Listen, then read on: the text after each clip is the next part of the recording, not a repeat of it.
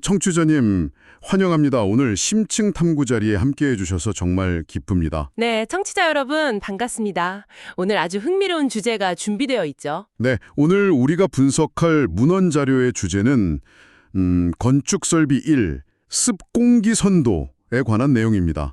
영어로는 사이크로메트릭 차트라고도 부르죠. 건축공학이나 설비 설계에 관심 있으신 분들은 그 복잡한 거미줄 같은 그래프 한 번쯤 보신 적 있을 겁니다. 맞아요. 그런데 이번 탐구의 미션은 단순히 에어컨이 어떻게 돌아가는지 그 기계적인 원리를 훑고 지나가는 게 아닙니다.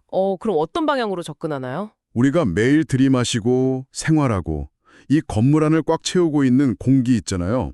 그중에서도 대기 중에 단 1% 전후로 존재하는 수증기가 어떻게 우리의 쾌적함과 건강, 그리고 건물의 수명까지 지배하는지 그 숨겨진 물리학을 파헤쳐보는 겁니다. 아, 수증기요. 그거 정말 중요한 포인트입니다. 자, 이걸 하나씩 풀어볼까요?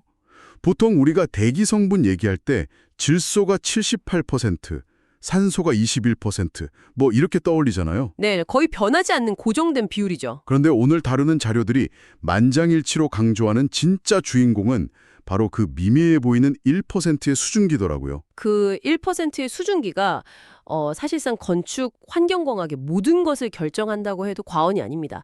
여기서 매력적인 점은 공학자들이 공기를 철저하게 두 가지로 분리해서 바라본다는 거예요. 두 가지요?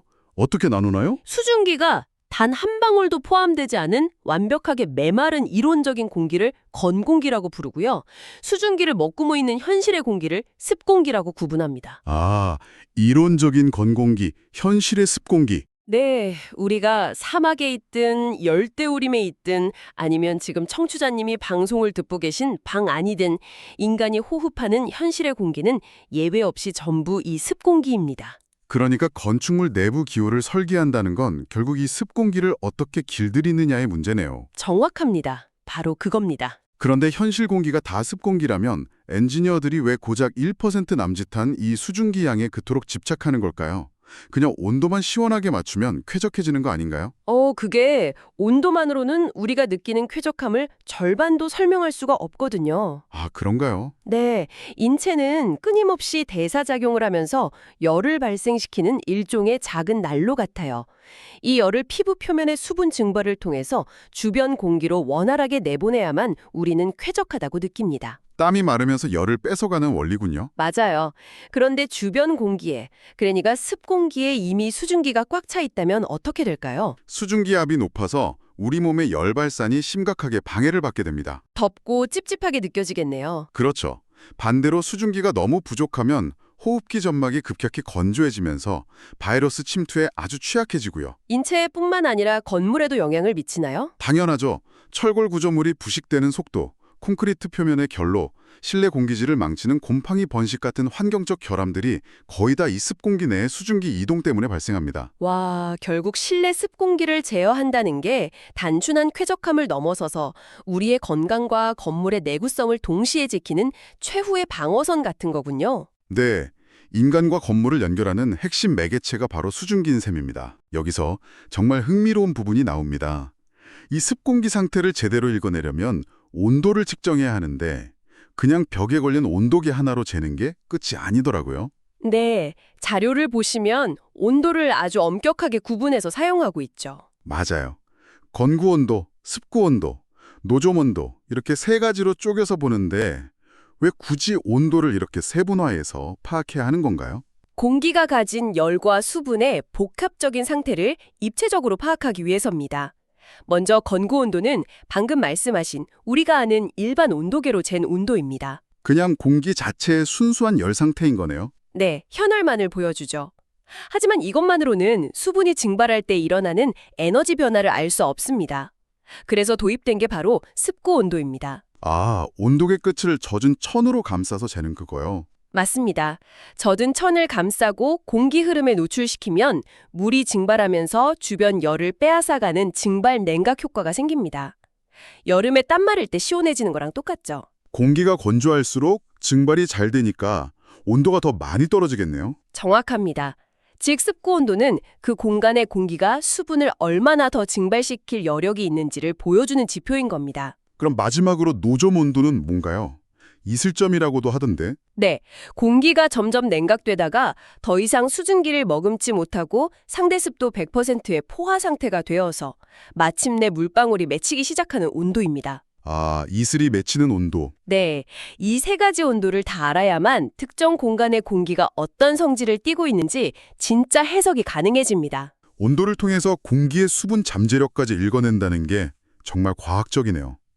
그런데 습도의 개념도 좀 다르더라고요.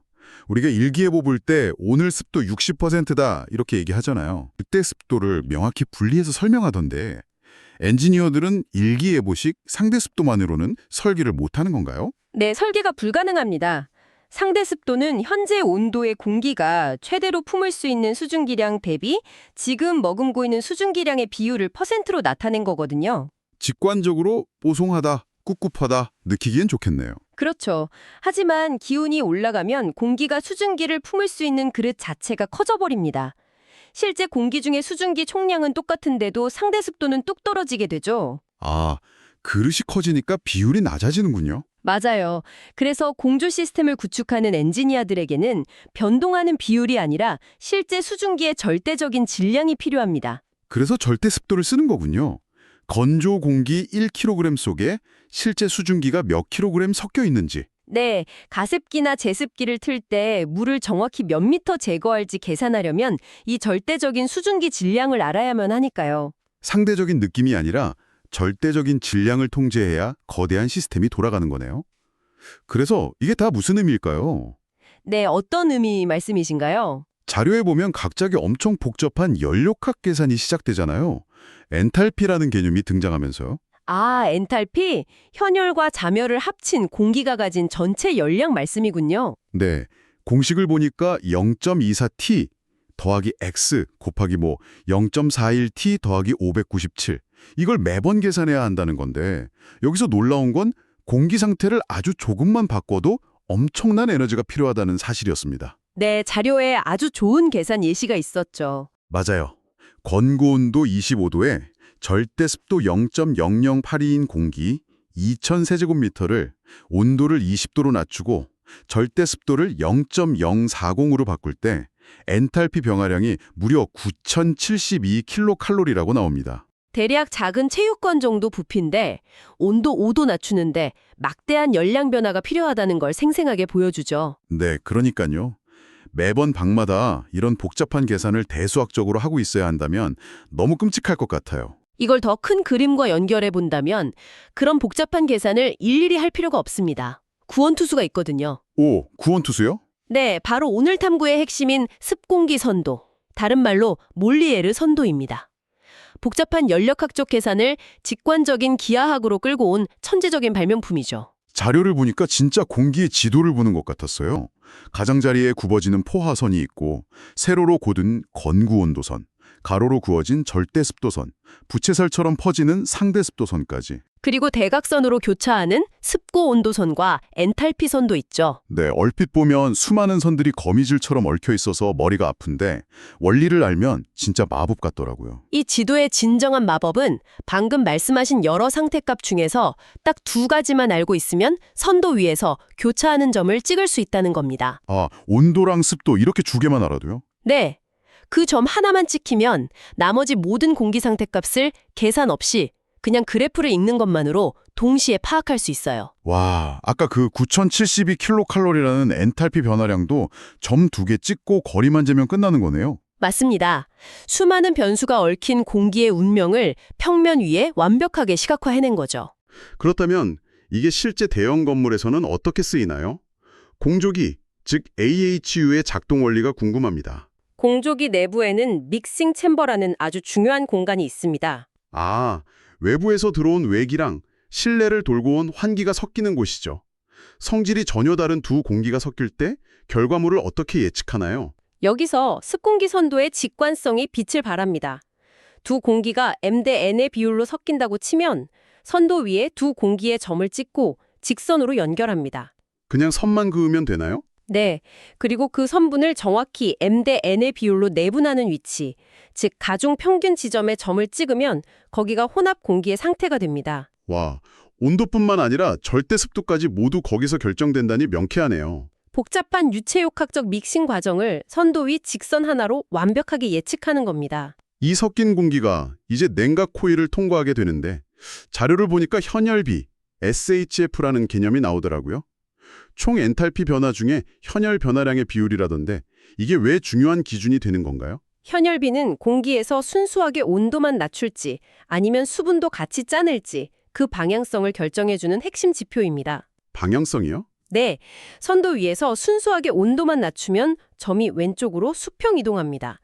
반면에 수분까지 짜내는 냉각 감습은 왼쪽 아래로 대각선 이동을 하죠. 아, 현열비가 주어지면 목표 궤적을 정확하게 그릴 수 있겠네요. 그렇죠. 이 궤적을 바탕으로 냉각 코일 표면 온도를 몇으로 할지 역산하는 겁니다. 근데 여기서 진짜 재미있는 모순 하나를 발견했어요. 바이패스 팩터라는 개념이요. 저는 공기가 차가운 코일에 100% 닿아서 시원해질 줄 알았거든요. 자연계의 얄궂은 한계죠. 공기가 유체다 보니까 얇은 금속 핀 사이를 통과할 때 중심부에 있는 입자들은 표면에 닿지도 않고 얌체처럼 그냥 쓱 미끄러져 통과해버립니다. 아, 그냥 새어 나가버리는 거네요. 네, 그렇게 코일과 열교환을 못하고 통과하는 공기 비율을 바이패스 팩터라고 합니다. 반대로 제대로 접촉한 건 컨택트 팩터고요. 이 둘을 합치면 1이 됩니다. 완벽해 보이는 기계실에도 이런 불완전함이 있다니 재밌네요. 그럼 엔지니어들은 이 새어나가는 공기를 어떻게 처리하나요? 오히려 이 불완전함을 수식의 일부로 포용합니다. 선도 위에서 궤적을 그릴 때 목표점까지 선을 끝까지 잇지 않고 바이패스 팩터 비율만큼 덜 도달한 중간 지점을 실제 통과 후 상태로 계산하죠. 애초에 코일 용량을 더 크게 설계하거나 해서 통제하는 거군요. 치밀합니다. 자, 그럼 이 원리를 일상생활로 좀 가져와 볼까요? 겨울철 우리 집에서 벌어지는 결로 현상에 대한 자료가 아주 구체적이더라고요. 청취자님들 일상과 가장 맞닿아 있는 골칫거리죠. 자료 상황을 보면 실내 온도는 20도, 상대 습도는 60%로 아주 뽀송하고 쾌적한 거실입니다. 그런데 유리창 실내 측 표면 온도가 17도로 차가워져 있다면 어떻게 되나요? 선도 위에서 20도의 60% 점을 찾으면 현재 절대 수준 기량이 나오죠. 그런데 이 따뜻한 공기가 17도로 식어버린 유리창에 닿는 순간 거실 전체가 아니라 유리창 표면 단 몇 밀리미터의 얇은 경계층에서 극적인 변화가 생깁니다. 미세기후 영역에서 온도가 17도로 곤두박질 치는 거군요. 네, 절대적인 수준 기량은 그대로인데 온도가 떨어지면 포화 수준 기압 한계치가 줄어듭니다. 자료를 보면 27도 경계층 근처의 상대 습도가 80% 이상으로 확 뛰어오릅니다. 거실 한가운데는 60%인데 창문 앞은 80%가 넘는다는 거네요. 맞아요. 그러다 표면 온도가 노점 온도까지 떨어지면 상대 습도 100%를 돌파하고 공기가 수증기를 토해내면서 창문에 물방울이 맺히는 결로가 발생합니다. 이게 단순히 집이 습하다는 전체적인 문제가 아니었군요. 네, 벽이나 창문 구석처럼 온도가 떨어지는 국소적인 노점 온도를 관리해야 하는 싸움입니다. 이 미세한 경계선을 못 지키면 곰팡이가 번식해서 건물과 인체 건강 모두 타격을 입게 되죠. 와, 오늘 우리는 정말 이 보이지 않는 수증기가 엔탈피와 노점 온도라는 물리적 법칙을 통해 우리 삶의 질을 어떻게 좌우하는지 완벽하게 탐구해봤습니다. 복잡한 계산 없이 선도 하나로 이 모든 걸 파악한다는 게 경쾌하게 다가오네요. 네, 그런데 이것은 아주 중요한 질문을 하나 제기하는데요. 오, 어떤 질문인가요? 우리가 습공기 선도의 원리를 통해 공기 상태를 이렇게 완벽히 예측할 수 있다면 미래의 스마트 건축물은 어떨까요? AI가 알아서 공기를 맞춰주는 그런 집이요? 네, 집안의 AI가 실시간으로 벽면의 미세한 온도나 거주자의 호흡량까지 밀리초 단위로 계산하는 겁니다. 결로가 생기거나 점막이 건조해지기 0.1초 전에 스스로 공기를 믹싱하고 엔탈피를 조정하는 살아 숨쉬는 건물 안에서 살게 되지 않을까요? 완벽하게 통제된 쾌적함이겠나요? 하지만 과연 이렇게 완벽하게 통제된 결점 없는 환경 속에서 우리 인체는 환경 변화에 대한 자체적인 생물학적 적응력을 그대로 유지할 수 있을까요? 오히려 완벽한 환경이 인간의 생물학적 나약함을 불러올 수도 있다는 도발적인 화두네요. 청취자님, 오늘 탐구 어떠셨나요? 이제 주변을 맴도는 공기가 예전처럼 평범하게 느껴지지 않으실 겁니다. 내 방의 엔탈피는 얼마일지, 창가 근처의 노점 온도는 어떨지 한 번쯤 색다른 시선으로 느껴보시길 권해드립니다. 저희는 다음 시간에 또 흥미로운 문헌 자료를 들고 찾아오겠습니다. 함께해 주셔서 감사합니다.